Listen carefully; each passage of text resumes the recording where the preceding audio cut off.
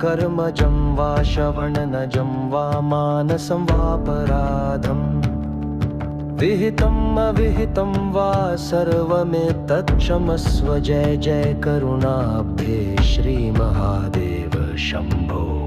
भूल हो गई है शंभो पर तू दयालु है क्षमा कर। नागेंद्रहाराय त्रिलोचनाय भस्मांगरागाय महेश्वराय नित्याशुद्धाय दिगंबराय तस्मै नकाराय नमः शिवाय। ब्रह्ममुरारिसुरार्चितलिङ्गं निर्मलभासितशोभितलिङ्गं जन्मज दुःखविनाशकलिङ्गं तत्प्रणमामि सदा शिवलिङ्गम्। सारी पीड़ा मिटाने वाला शिवलिंग। त्रिदलं त्रिगुणाकारं त्रिनेत्रं च त्रयायुधं त्रिजन्म पापसंहारं